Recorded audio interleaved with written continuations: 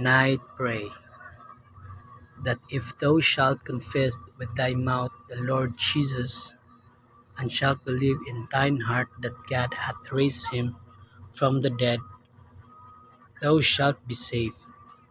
For with the heart man believeth unto righteousness, and with the mouth confession is made unto salvation.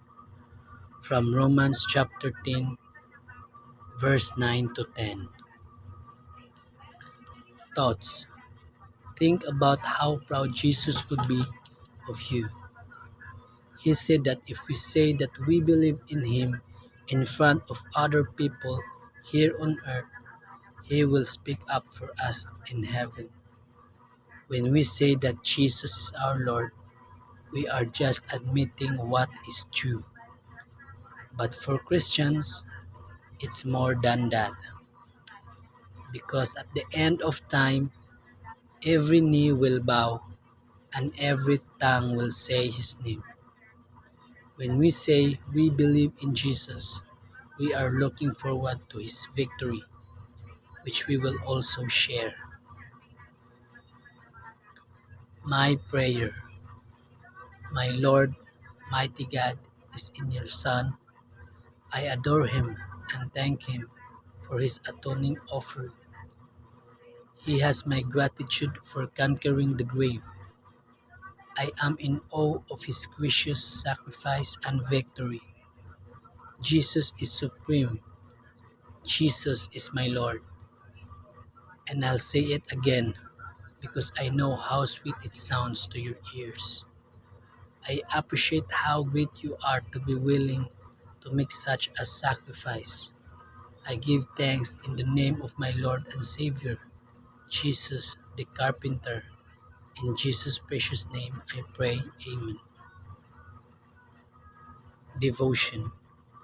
Love thy neighbor. I find this passage interesting. Hate goes against God's laws. God is love, so there is no hate in God. Even in the story of Cain and Abel, God marks Cain so that no one will kill him. So how can we hate? It's okay not to like someone. We all do that. But hate implies that we wish someone evil. That's not okay.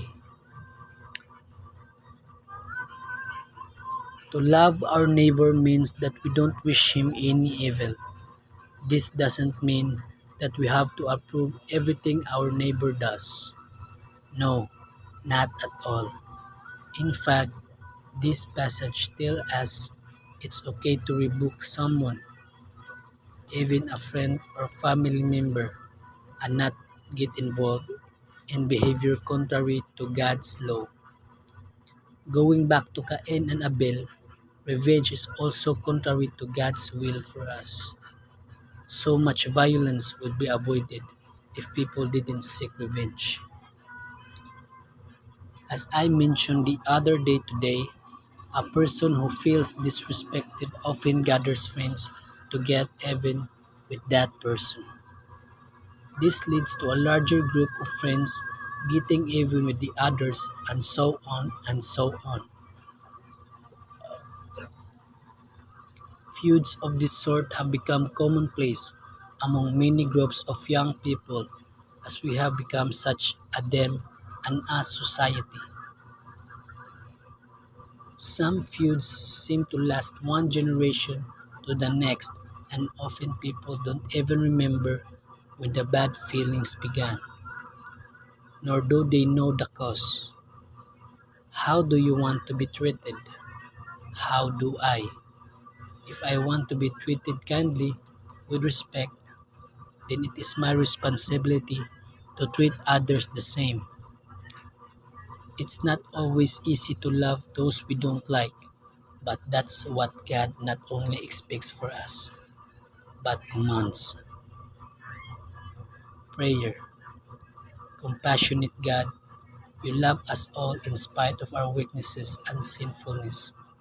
Help us to treat others with the same compassion with which you treat us. Amen. You never walk alone. See you tomorrow.